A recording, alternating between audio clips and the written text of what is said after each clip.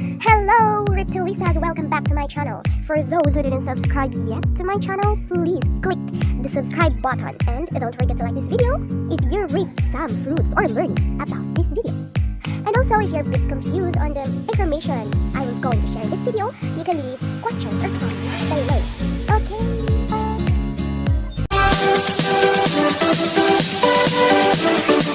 But before I'm going to start sharing my knowledge about the lesson 1 of teaching and assessment of grammar, I will not learn this grammar. I don't have to use it only, but I guess I like to get the here for you to be sure that. Okay? Get ready to get your basket so that I can fill that with information and knowledge and food from my little mind. So the content for the vlog for today is all about the lesson 1. So the content of lesson 1 is all about the fundamental terms and concepts associated of the teaching and assessing of grammar. But before we're going to dig deeper all about it, let me tell you first, what is grammar? So grammar is the usage of language, its rules, structures, and limitations. In order for us to have a conversation mode, especially a formal one, we must be grammatically correct.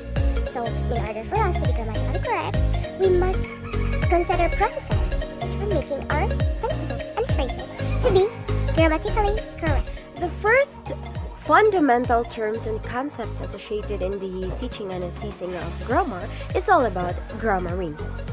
So, what is grammaring? Grammaring is the process of arranging words to form a correct, appropriate, and meaningful grammar. We must pick correct words to be blended to the correct word also, such as, for example, if the subject is singular, then the verb must be also singular. It must not be plural. Because if a singular subject will be put together in a sentence to a plural verb, then its grammar is wrong. So, through grammaring, we could create grammar effectively.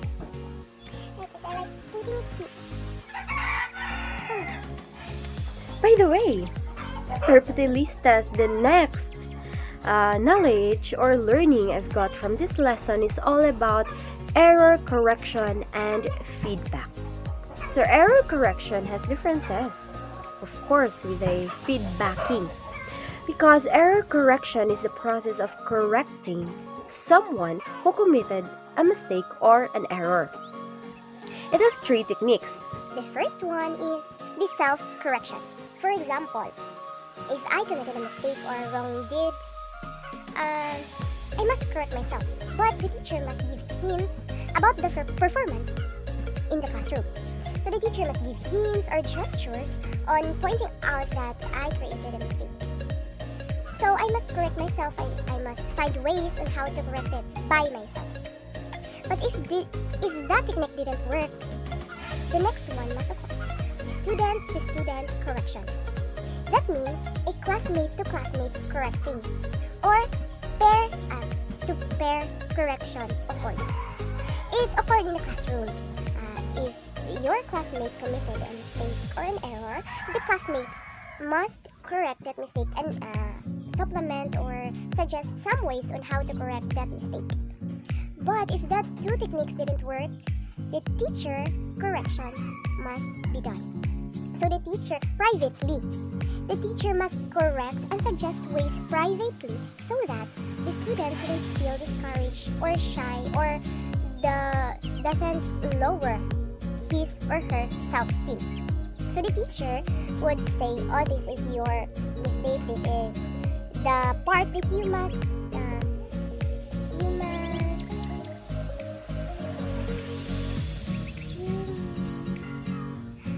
enhance. That part you must enhance. So this is the ways, this is the alternatives on how to correct it. So that is error correction. Error correction.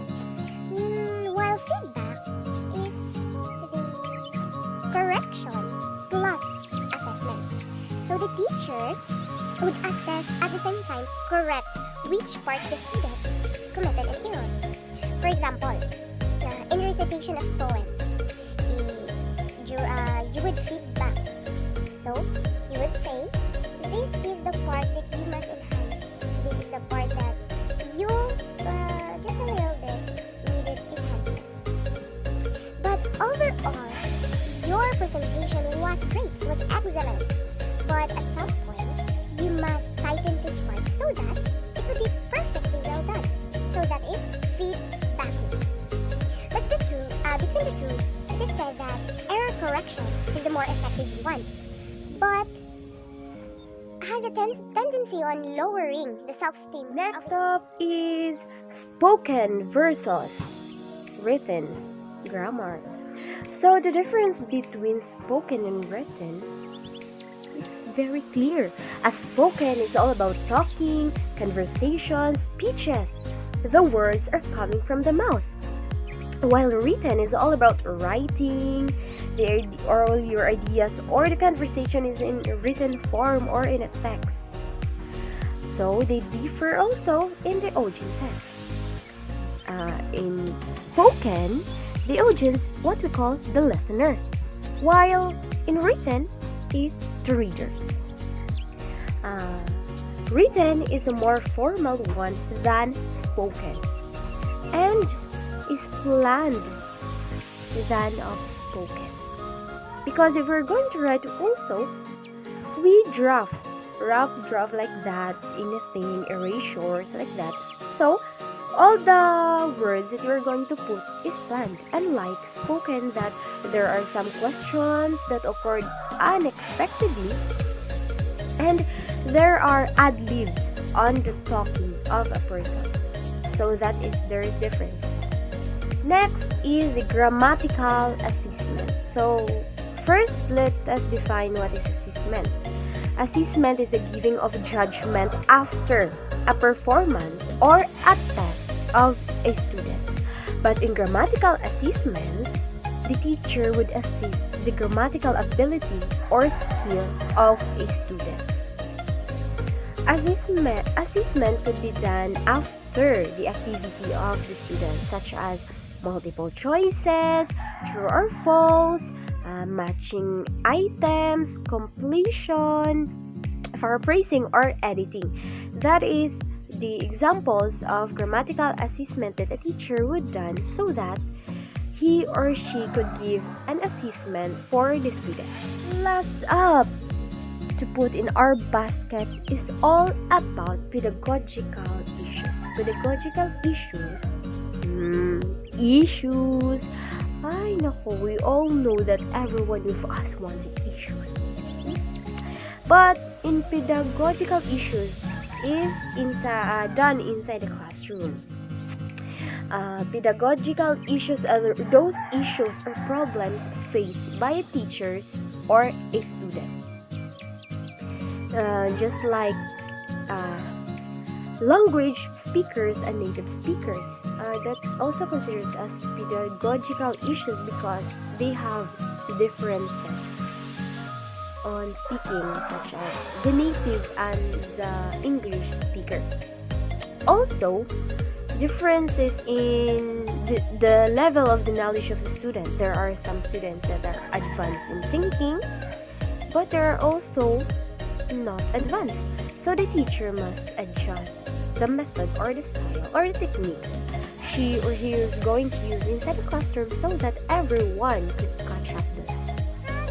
But don't worry, we are on the last part. So thank you so much for watching and see you the next time for the next basket that we are going to filter fruits and knowledge.